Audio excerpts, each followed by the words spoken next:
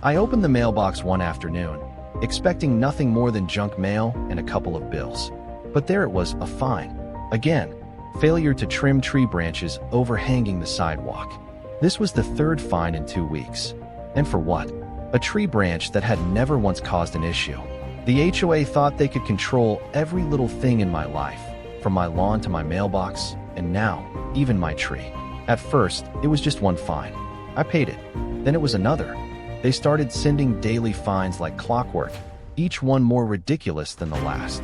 All these petty violations started piling up. Enough was enough. I wasn't going to let them ruin my life. The HOA thought they were untouchable. Mr. Thompson, the president, had that smug, self-satisfied look every time I walked past him. It wasn't even the fines that hurt. It was the way they treated me, like I was just another number to squeeze dry. Instead of just sitting back and writing another check, I decided to do some digging. I started reading through every single HOA policy, zoning law, and neighborhood agreement. Something didn't sit right. The fines they were issuing? Some of them were clearly outside their jurisdiction. And what about the violations? There were no clear rules about tree trimming or how I maintain my bushes. And then it hit me.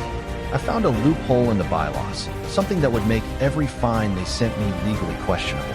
They had been fining me without proper documentation and without the right to enforce certain penalties. So I drafted a lawsuit. It wasn't some petty small claims case. No, this was a full-on legal battle. I was going after them for harassment, for unfairly levying fines, and for violating their own bylaws. I reached out to a lawyer who had experience fighting corrupt HOA boards. He agreed that I had a strong case.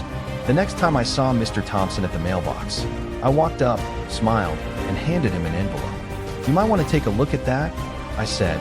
But when I got the call from my lawyer 2 weeks later, I knew something had changed.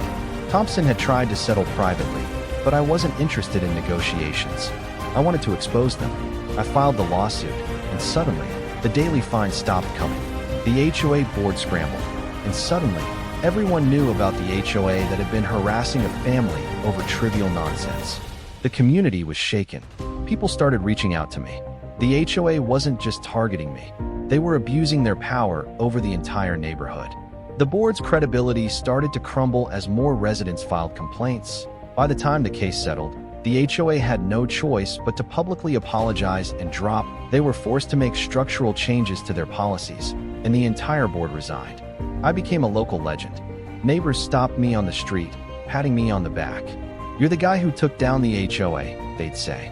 Next time the HOA sends me a fine, I might just send them a bill for their legal fees.